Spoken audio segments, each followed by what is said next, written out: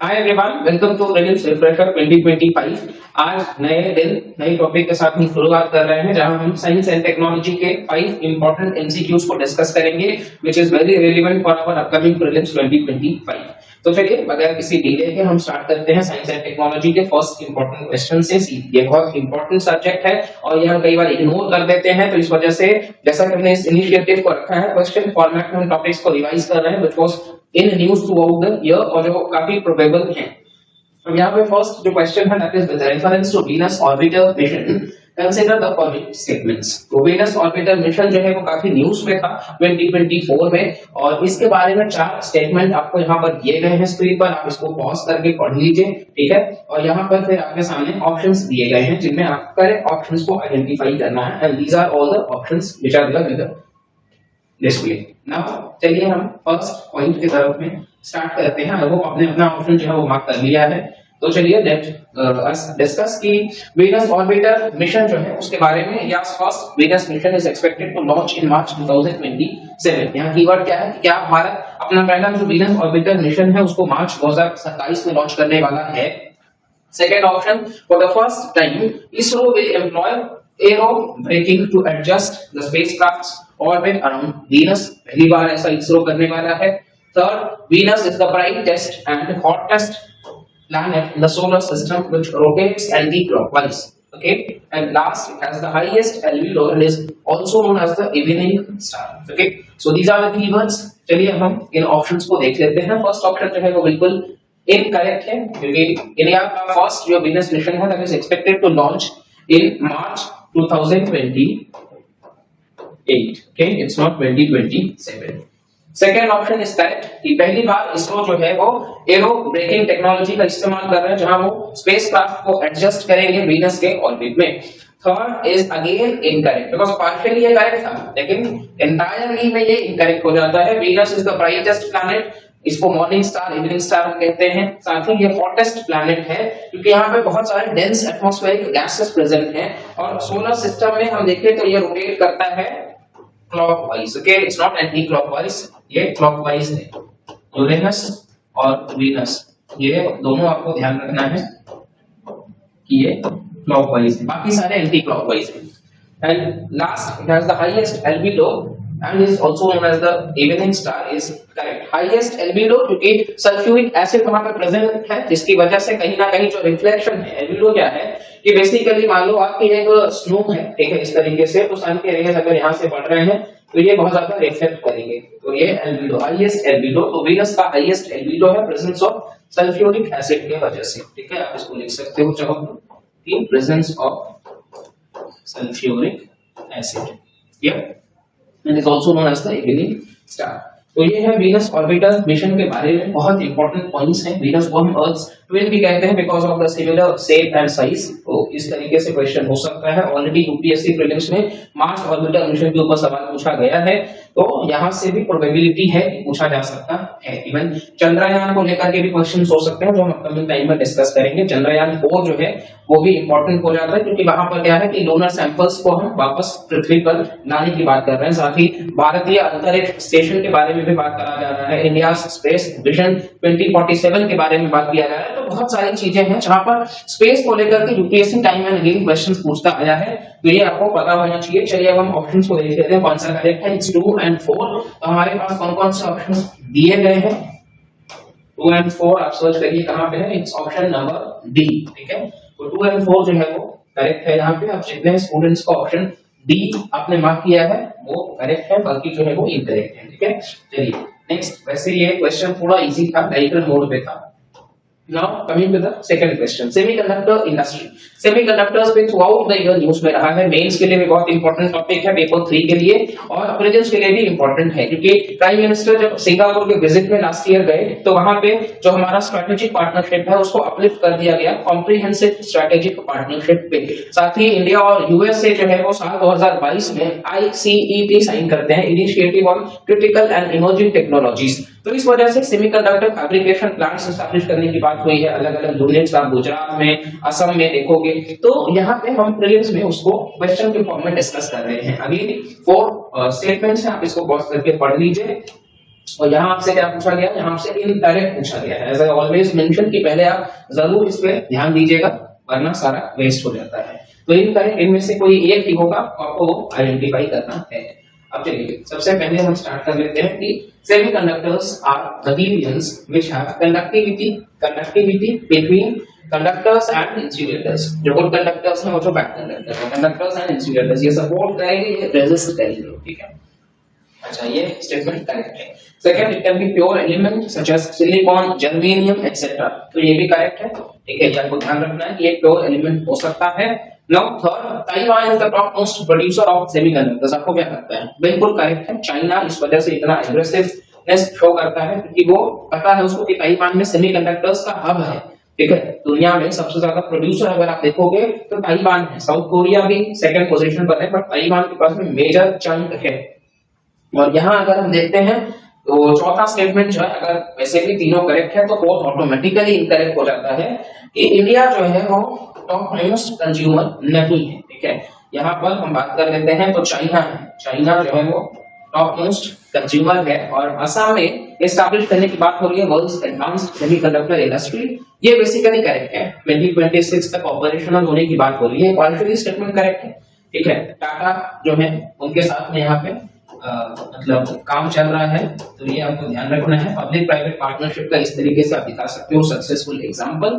तो ये है जहां पे देखिए सेमीकंडक्टर्स के लिए कहीं ना कहीं हम बात कर लेते हैं तो ये पेट्रोलियम के बाद में सबसे ज्यादा ट्रेडेड प्रोडक्ट है, ठीक है। आफ्टर पेट्रोलियम अगर हम बात कर ले तो सबसे ज्यादा ट्रेडेड प्रोडक्ट सेमीकंडक्टर्स ही है। इसके अलावा अगर हम बात कर लेते हैं तो सेमीकंडक्टर्स जो है वो आज मॉडर्न टेक्नोलॉजी में कहीं ना कहीं सबसे बड़ा ये आप कह सकते हो कि टूल है, ठीक है, क्योंकि इलेक्ट्रॉनिक डिवाइसेस जितने भी हैं वो सेमीकंडक्टर्स का प्रेजेंस वहां पे बहुत जरूरी है। तो जो भी कंट्री यहाँ पे डोमिनेट करेगी वो फ्यूचर टेक्नोलॉजी पे भी डोमिनेट करेगी। और यहाँ पर हम देखते हैं कि भारत ने भी बेसिकली मतलब नेशनल सेमीकंडक्टर मिशन जो है वो साल 2021 में हमने नेशनल सेमीकंडक्टर मिशन को भी लाया है, जहां हम अलग अलग लेवल्स पे, जैसे हम गुजरात और असम में स्टैब्लिश कर रहे हैं, तो हमारा यही ऑब्जेक्टिव है कि हम रीजनल यूनिट्स को प्रमोट कर सके ताकि हम सेल्फ रिलायंट इंडिया की तरफ आगे बढ़ सके, हम आत्मनिर्भर भारत की तरफ आगे बढ़ सके, जिससे हमारा जो इकोनॉमी है इसको भी बूस्ट मिलेगा, एम्प्लॉयमेंट अपॉर्चुनिटीज भी बढ़ेंगे और स्किल डेवलपमेंट पे भी फोकस करना है, बिकॉज स्किल जो है वो बहुत इंपॉर्टेंट है, तो स्किल डेवलपमेंट पे भी फोकस करना है। तो ये सारे पैरामीटर्स हैं सेमीकंडक्टर्स के बारे में। और यहाँ पे चैलेंजेस आता है बिकॉज काफी ज्यादा मतलब एक्सपेंसिव टेक्नोलॉजी है, तो इस वजह से यहाँ पे मतलब चीजों को अपग्रेड करना थोड़ा सा मतलब एक चैलेंज है, बट नॉनदलेस लॉन्ग टर्म में यही चीजें जो है वो बेनिफिट देंगी, तो इस वजह से हम इससे डिनाई नहीं कर सकते हैं। जहां हम स्पेस टेक्नोलॉजी के बारे में बात कर रहे हैं वहां ये मिनरल डिप्लोमेसी भी साथ आगे चल रहा है। तो फोर्थ जो है वो इनकरेक्ट है बिकॉज चाइना जो है वो टॉप मोस्ट कंज्यूमर है। बाकी जो तीनों ही स्टेटमेंट्स हैं वो करेक्ट हैं, आपको पता होना चाहिए सेमीकंडक्टर्स के बारे में क्वेश्चन प्रोबेबिलिटी है कि हो सकता है, ठीक है। सिलिकॉन वगैरह आपको पता होना चाहिए इसके बारे में, इस तरीके से सिलिकॉन वेफर जेल्स वगैरह का यूज किया जाता है सोलर पैनल्स में, ठीक है। जर्मेनियम वगैरह का भी, ये सारी चीजें। चलिए हम नेक्स्ट, यहाँ पे आपको आंसर मिल ही गया है। इनकरेक्ट जो है वो अगेन ऑप्शन नंबर डी, तो यहाँ पे भी डी ही है, तो जितना भी डी है वो करेक्ट है यहाँ पे, और होंगे, ठीक है। चलिए नेक्स्ट क्वेश्चन पर हम आते हैं, क्वेश्चन नंबर 3। अब क्वेश्चन नंबर 3 जो है डिजीजेस जो है, जैसे कोविड-19 पैंडेमिक हमने देखा है, डिजीजेस को लेकर के क्वेश्चंस हमेशा पूछे गए हैं। अब यहाँ पर जो सवाल है वो कह रहा है कि world malaria report recently was published by WHO 2024 का। अब उसके तर्ज पर there are 4 statements, now you have to identify either the statements are correct और incorrect. So let's see first that what they are asking. Are they asking about the correct statements or the incorrect ones? So again they are asking about the incorrect ones. ये आपके सामने options हैं, pause कर लीजिए, देख लीजिए और आप इनको भी पॉज करके सॉल्व कर लीजिए। Now let's solve the question. अब वर्ल्ड मलेरिया रिपोर्ट 2024 का जो आया है, देखिए इसको पब्लिश कौन करता है? WHO। पहला चीज आपको क्वेश्चन में ही आंसर मिल गया है। अब इसके बारे में मलेरिया क्या है उसको देखते हैं। तो मलेरिया एक life threatening vector borne disease है, वेक्टर बॉर्न डिजीज है जो कि प्लाज्मोडियम पैरासाइट से हो रहा है, जिसको ट्रांसमिट करा जाता है further through the bytes of infected female anopheles mosquitoes. Is it correct? Answer is yes. Anopheles mosquito से ही बेसिकली जो एनोफिलिस मस्किटो होंगे, अगर वो इन्फेक्टेड किसी पर्सन को वो काटे जिनको ऑलरेडी मलेरिया है, तो वो मच्छर भी फर्दर इन्फेक्ट हो गया, अब वो किसी को अगर काटेगा तो वो ट्रांसमिट होगा। तो यहाँ पे फीमेल एनोफिलिस मस्किटो जो है वो क्या कर रहे हैं, वो ट्रांसमिट कर रहे हैं through the bytes of infected female Anopheles mosquito. तो ये वो कहां से रहा, तो प्लाज्मोडियम पैरासाइट्स से, यानी कि वेक्टर बॉर्न डिजीजेस हैं मलेरिया, और ये लाइफ थ्रेटनिंग है, कई बार जान भी जा सकता है, और तो मलेरिया प्रिवेंटेबल और क्योरेबल दोनों है। ठीक है, चलिए सेकंड स्टेटमेंट जो है वो India aims to achieve malaria free status by 2027, ये गलत है। इंडिया जो है वो टारगेट करता है कि 2030 तक हम इसको मलेरिया फ्री स्टेटस को हासिल कर लेंगे। ठीक है, यानी कि 2027 जो है वो गलत हो जाता है। Now third, Egypt was the recent country which declared malaria free in 2024. आपको क्या लगता है? The answer is yes. Egypt recent country है जो मलेरिया फ्री डिक्लेयर हुआ है 2024 में, और last year democratic Republic of Congo contributes maximum malaria cases. It's not maximum but हाँ second maximum. तो मैक्सिमम कौन है? अगर ये गलत है तो यहाँ पे मैक्सिमम देखेंगे नाइजीरिया। ठीक है, नाइजीरिया। प्राइम मिनिस्टर का रिसेंट विजिट भी रहा है अफ्रीका, वेस्ट अफ्रीका पे हमारा फोकस हो रहा है। तो नाइजीरिया में मैक्सिमम मलेरिया के केसेस निकल करके आएंगे, और कुछ अफ्रीकन कंट्रीज को हम देखें तो 50% ऑफ द केसेस वहीं से निकल करके आ रहे हैं। तो इस वजह से आपको ध्यान रखना है मलेरिया के बारे में, क्योंकि यहाँ पे क्वेश्चन प्रोबेबिलिटी है कि हो सकता है। इवन मॉस्क्विरिस्क नाम का वैक्सीन भी है, ठीक है, इसके बारे में भी थोड़ा सा देख लीजिएगा। और भारत और नाइजीरिया के बारे में भी थोड़ा सा आप पढ़ सकते हैं यहाँ से, बिकॉज नाइजीरिया वैसे भी न्यूज में है क्योंकि प्राइम मिनिस्टर का रिसेंट विजिट हुआ है, तो इस वजह से यहाँ पे अफ्रीका जो है वो हमारे लिए इंपॉर्टेंट हो जाता है। तो ये है पूरा का पूरा क्वेश्चन, और इसका आंसर जो हमने एलिमिनेट करके देखा हुआ है 1 and 3। तो 1 and 3 मेरे पास सी की कहाँ पे है, 1 and 3, तो it's because they are asking the incorrect ones, so 2 and 4 are the incorrect ones, because 1 and 3 were the correct ones. तो 2 and 4 जो है यही होता है जब आप इस क्वेश्चन को ध्यान से देखोगे, otherwise you would have marked 1 and 3, because correct अगर हम देखते हो तो 1 and 3 ही था, लेकिन यहाँ इनकरेक्ट है, तो इसलिए हमें फोकस करना है 2 and 4 पे ही, क्योंकि वो इनकरेक्ट है। ठीक है, वो इनकरेक्ट है। चलिए ये 3 क्वेश्चंस हो चुके हैं, अब हम नेक्स्ट 4th क्वेश्चन पे आते हैं। यहाँ पे हम 4th क्वेश्चन को डिस्कस कर रहे हैं सी। इसको आप ज्योग्राफी के एंगल से भी रख सकते हो, इसको आप एनवायरनमेंट के एंगल से भी रख सकते हो, बट हमने यहाँ पे इसको साइंस एंड टेक्नोलॉजी के एंगल से रखा है, मिनरल्स और रीजन्स। तो मिनरल्स और रीजन्स के बारे में यहाँ पे 4 इंपॉर्टेंट मिनरल्स जो है वो न्यूज में रहे हैं, स्पेशली टंगस्टन के बारे में बात कर रहे हैं हम तो, और यहाँ पे वो रीजन्स क्या हो, मतलब इन रीजन्स में मैक्सिमम पाए जाते हैं, उसके ही बेसिस पे ये क्वेश्चन है, और यहाँ पे फिर आपको पेयर्स को करेक्टली मतलब आइडेंटिफाई करना है।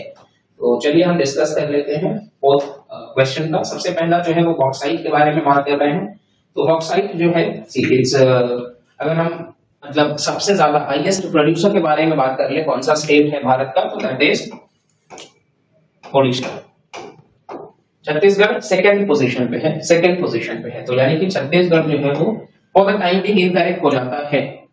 बॉक्साइट सबसे ज्यादा अगर हम देखते हैं तो फिर ये ओडिशा के केस में है। लेड और जिंक ओर्स के बारे में बात कर लेते हैं, तो राजस्थान करेक्ट है, ठीक है, यानी कि ये इनकरेक्ट है और ये करेक्ट है। तो टंगस्टन के बारे में बात कर लें तो टंगस्टन जो है बेसिकली उसमें एक मेजर ओर है वोल्फ्राम, तो ये कर्नाटका में बहुत ज्यादा मिलता है, 50% से ज्यादा कर्नाटका में मिलता है, तो टंगस्टन के लिए कर्नाटका करेक्ट है। और पाइलाइट्स के बारे में बात कर लेते हैं, तो पाइलाइट्स के लिए झारखंड नहीं है, एक्चुअली इट इज बिहार, ठीक है, यहाँ पे पाइलाइट्स के लिए बिहार जो है वो फेमस है। तो यहाँ अगेन हम अगर ऑप्शंस को देखते हैं तो 2 and 3 जो है वो करेक्ट है, 1 and 4 जो है वो इनकरेक्ट है। बॉक्साइट ओडिशा में है, पाइलाइट्स बिहार में है, lead and zinc ores Rajasthan में, और टंगस्टन जो है वो कर्नाटका। क्योंकि टंगस्टन न्यूज में है, टंगस्टन माइनिंग को लेकर के मदुरई में एक आर्टिकल भी लाया गया था द हिंदू में, तो टंगस्टन अगर आप जाकर के पढ़ोगे तो उसका हाईएस्ट मेल्टिंग पॉइंट है। कुछ पॉइंट्स आप इसके बारे में लिख लीजिएगा कि यहाँ पे जो मेल्टिंग पॉइंट है, बॉइलिंग पॉइंट है, स्पेशली मेल्टिंग जो है वो इनका हाईएस्ट है, ठीक है, मेल्टिंग पॉइंट इनका हाईएस्ट आप देखोगे। और इसके साथ साथ में अगर हम देखते हैं तो टंगस्टन का जो इस्तेमाल है बेसिकली ये ऑयल वगैरह में, मिक्सचर्स वगैरह में किया जाता है। और इसी के साथ साथ में अगर हम देखते हैं तो और मदुरई जो है वहां से ज्योग्राफिकली और हिस्टोरिकली जो है वो इम्पोर्टेंट हो जाता है, क्योंकि वो जो रीजन है जहां से माइनिंग के बारे में बात किया जा रहा है वो रीजन जो है वो बेसिकली पांड्या डायनेस्टी जो है 16th सेंचुरी में उसको वो रिप्रेजेंट कर रहा है, ठीक है। तो इस वजह से भी वो इम्पोर्टेंट हो जाता है।